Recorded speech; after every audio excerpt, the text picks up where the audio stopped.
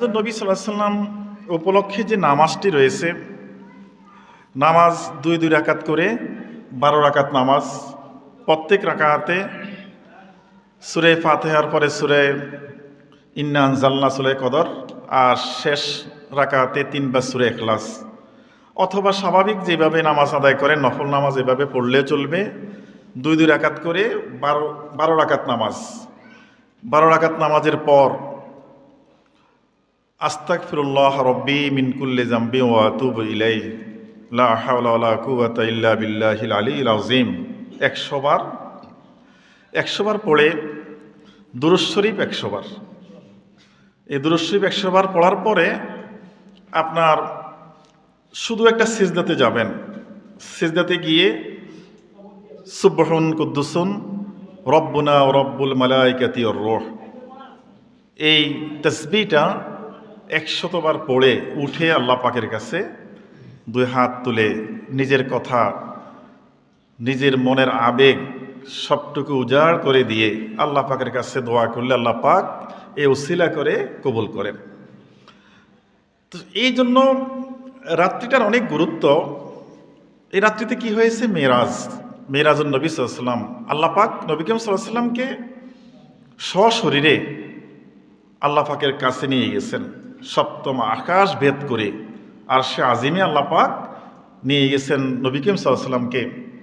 মেরাজ মানে ঊর্ধ্বগমন। এটা ঘটেছিল আপনার দ্বাদশ হিজরির দ্বাদশ নবুয়ত সনের 26 তারিখ দিবাগত রাত্রে। সেই হিসাবে আমাদের এই রজব মাসেই ছিল তখন এই 26 দিবাগত রাত্রেই শবে মেরাজ উপলক্ষে নামাজ এবং বিভিন্ন আলোচনা, দোয়া মাহফিল অনুষ্ঠিত হয়ে থাকে। মেরাজুন নবী সাল্লাল্লাহু আলাইহি সাল্লাম, রাসূল পাক সাল্লাল্লাহু আলাইহি সাল্লামকে যখন নবুয়তের দ্বাদশ সন, তখন মা খাদিজা রাদিয়াল্লাহু তাআলা আনহা, আবু তালেব সহকারে, আল্লাহ রাসূলের চাচা সহকারে একের আপন জনরা যখন ইন্তেকাল করলেন, কাফের কুফফারদের বিভিন্ন কথার মুখে চাপে, এমনকি মায়ের মুখে পড়ে যখন একেবারে রাসূল সাল্লামের মনটা একেবারে খারাপ হয়ে আসছিল, ঠিক এমন একটি সময়ে আল্লাহ পাক এই মেরাজ সংগঠিত করে নবীজি সাল্লাল্লাহু আলাইহি সাল্লামকে একেবারে মেহমান করে নিয়ে যা দেখানোর তা দেখিয়ে দিয়েছেন, যা দেওয়ার তা দিয়ে দিয়েছেন। সুবহানাল্লাহ। আল্লাহ পাক বলেন, সুবহানাল্লাযী আসরা বিআবদিহি লাইলাম মিনাল মাসজিদিল হারাম ইলাল মাসজিদিল আকসা। আল্লাহ পাক বলেন, মহান সেই সত্তা, পুত পবিত্র সেই সত্তা, সে আল্লাহ, আল্লাযী আসরা বিআবদিহি লাইলা, যিনি তার বান্দা রাসূল পাক সাল্লাল্লাহু আলাইহি সাল্লামকে একটি রাত্রিতে ভ্রমণ করিয়েছেন। কোন জায়গা? মিনাল মসজিদিল হারাম ইলাল মসজিদিল আকসা, মসজিদে হারাম, বাইতুল্লাহ যেখানে, হাতিম যেখানে, কাবার সাথে হাতিম আছে, হাতিমে কাবা, সেখান থেকে জিবরাইল আলাইহিস সালাম আসছেন, সাথে বোরাক নিয়ে আসছেন। বোরাক মানে একটা বাহন, সেটা যন্ত্র, আপনার ঘোড়া থেকে ছোট, খচ্চর থেকে একটু বড়, এরকম আকার। এই বোরাক নিয়ে জিবরাইল আলাইহিস সালাম এসে ইলা মসজিদে আকসা, মসজিদে আকসা পর্যন্ত রাসূল পাক সাল্লাল্লাহু আলাইহি সাল্লামকে সফর করিয়েছেন। আর আল্লাহ বলেন, আল্লাযী বারাকনা হাওলাহু লিনুরিয়াহু মিন আয়াতিনা ইন্নাহু হুয়াস সামিউল বাসীর।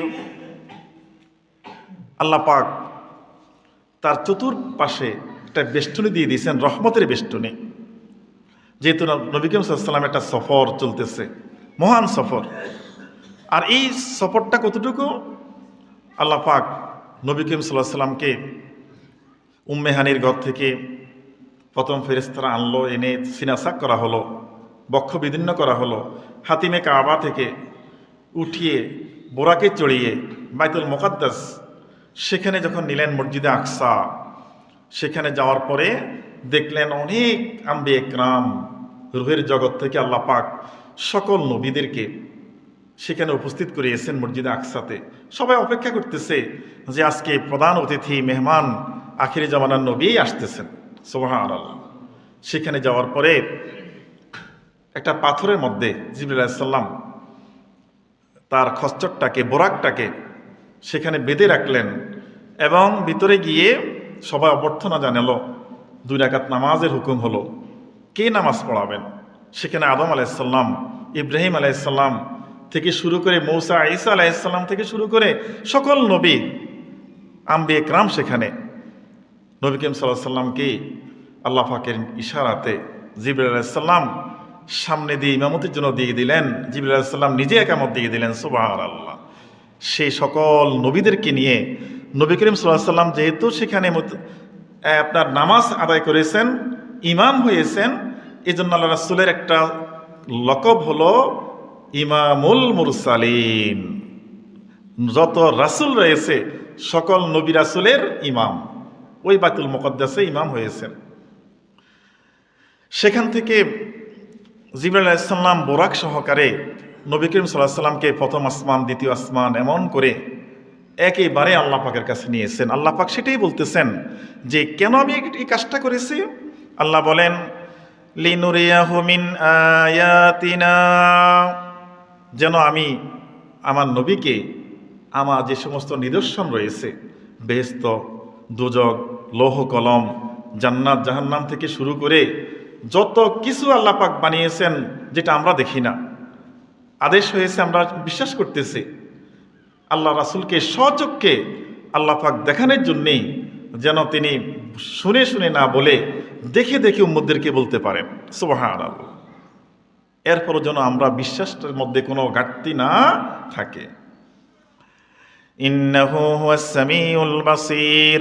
আল্লাহ পাক বলেন, আল্লাহ পাক সকল কিছু শুনেন, সকল কিছু দেখেন, কোনো কিছুই আল্লাহ পাক থেকে আপনার গায়েব থাকতে পারে না।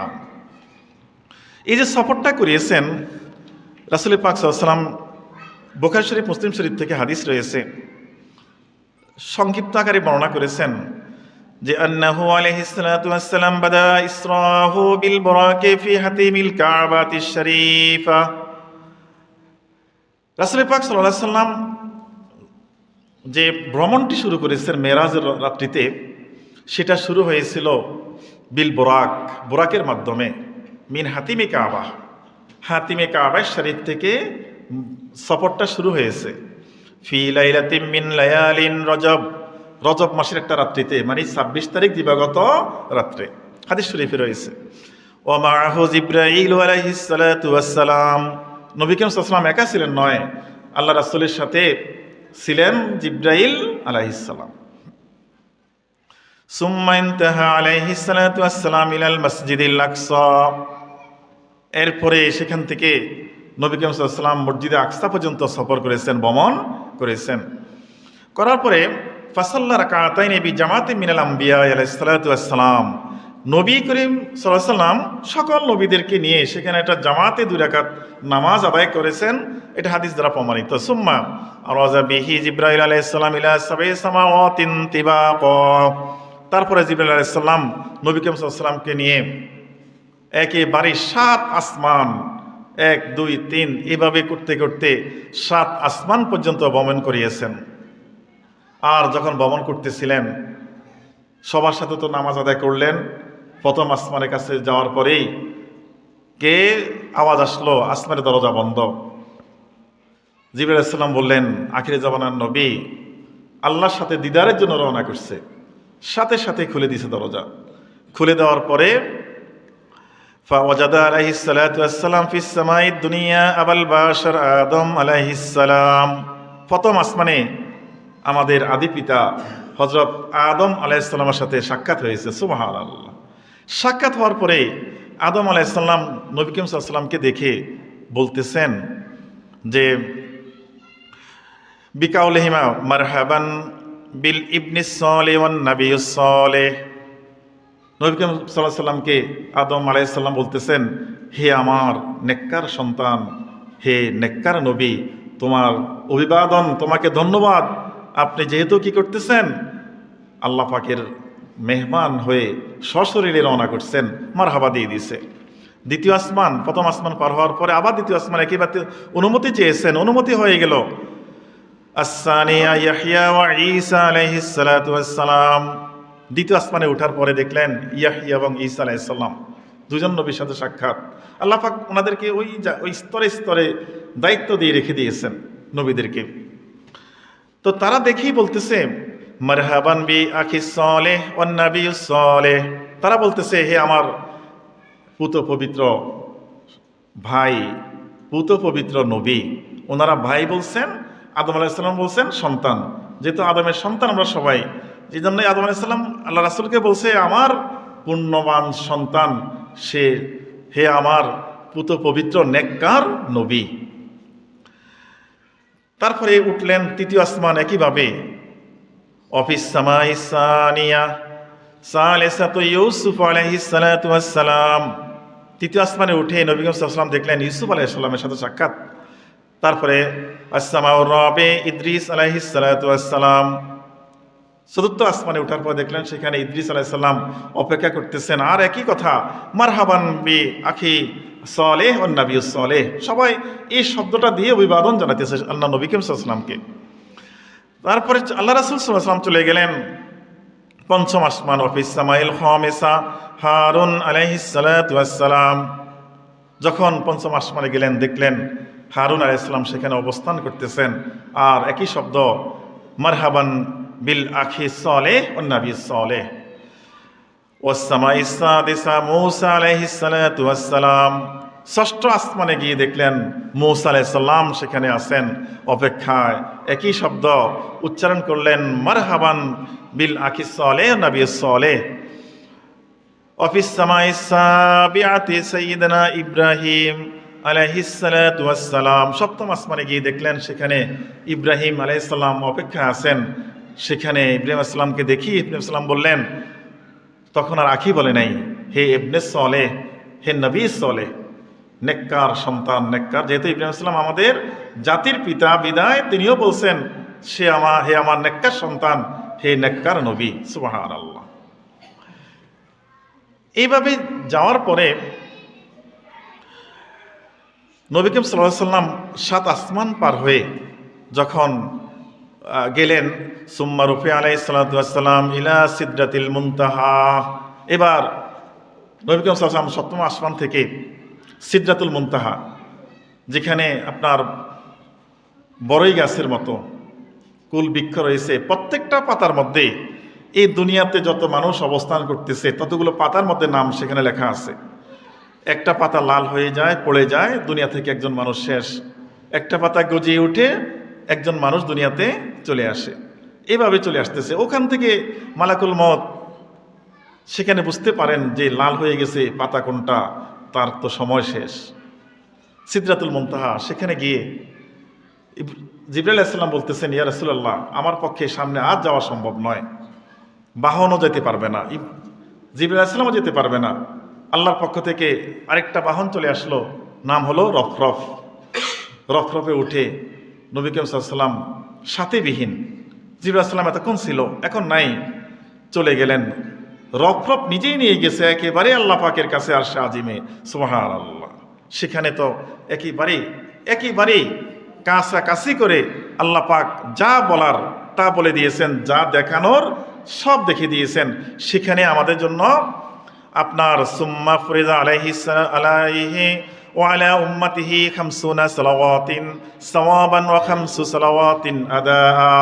সেখানে আল্লাহ পাক আমাদের জন্য 50 ওয়াক্ত নামাজ দিয়ে দিয়েছেন মেরাজ রাত্রিতে। 50 ওয়াক্ত একদিনে, 50 ওয়াক্ত নামাজ একদিনে পড়বে, বাস ভালো কথা। আল্লাহ রাসূল সেখানে আমরা যে শেষ বৈঠকে তাশাহুদ পড়ি, আত-তাহিয়াতু লিল্লাহি ওয়াস-সালাওয়াতু ওয়াত-তাইয়্যিবাত, এই আল্লাহ রাসূলের সাথে যে কথাগুলো হয়েছে এই তাশাহুদের মধ্যে এই কথাগুলোই সেখানে লেখা আছে।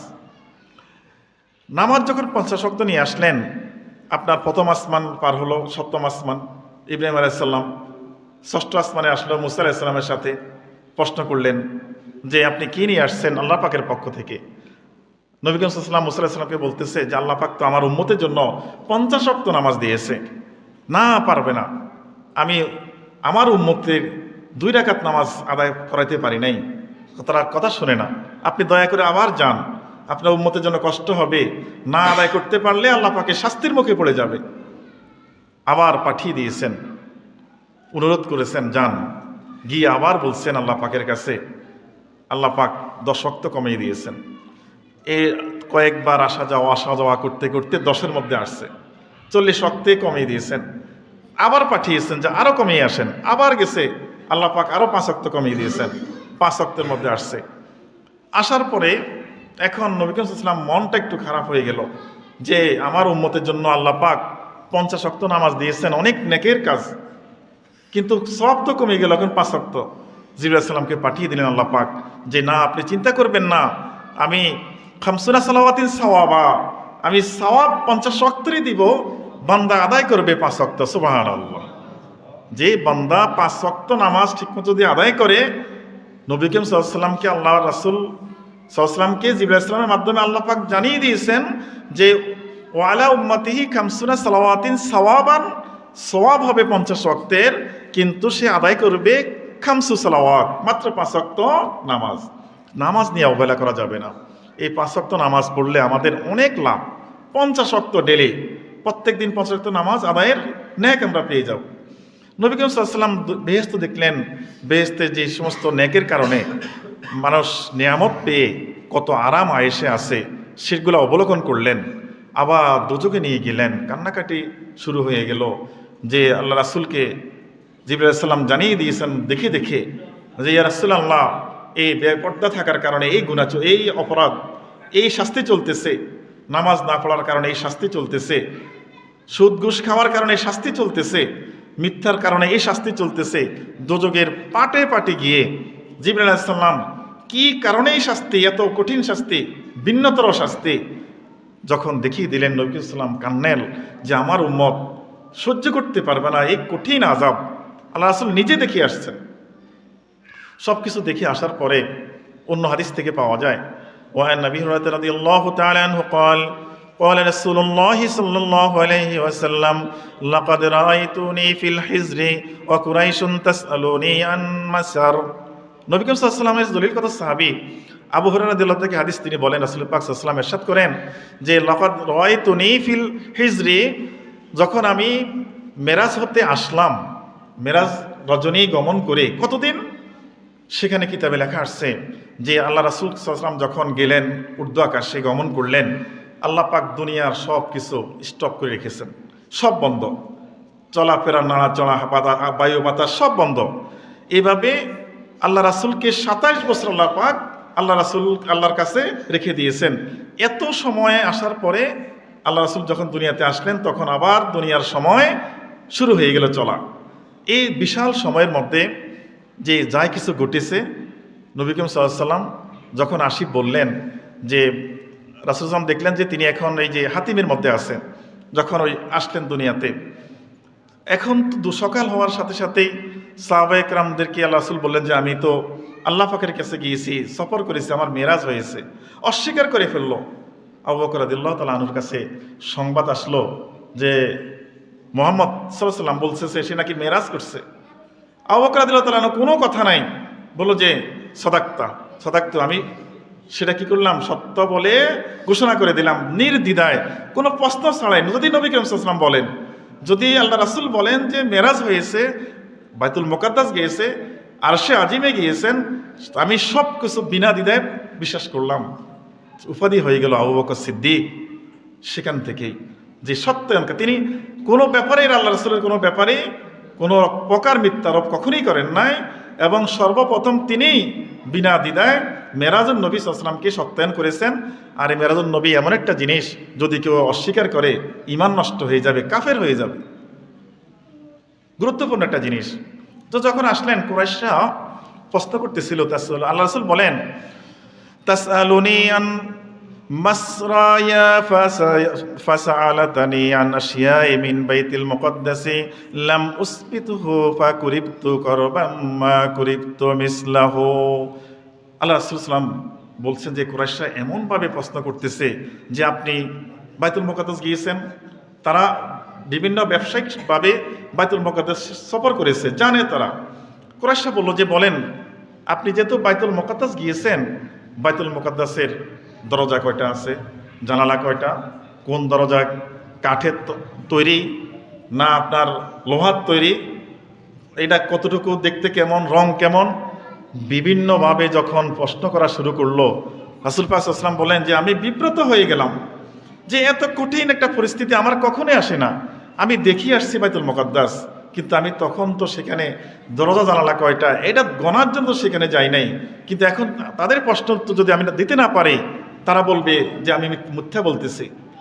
যখন এরকম আল্লাহ রাসূল একটু আপনার চিন্তামগ্ন হয়ে গেলেন, এই বিষয়টা নিয়ে অস্থির হয়ে গেলেন, তখন রাসূল পাক সাল্লাল্লাহু আলাইহি ওয়াসাল্লামকে ফারাফা আল্লাহু লি আনজুরা ইলাইহি মা ইয়াসআলুনি আন শাইইন ইল্লা আমবাতুহুম ওয়া করাআতুহুম। তখন আল্লাহ পাক রাসূল পাক সাল্লাল্লাহু আলাইহি ওয়াসাল্লামকে সহযোগিতা করেছেন। কিভাবে?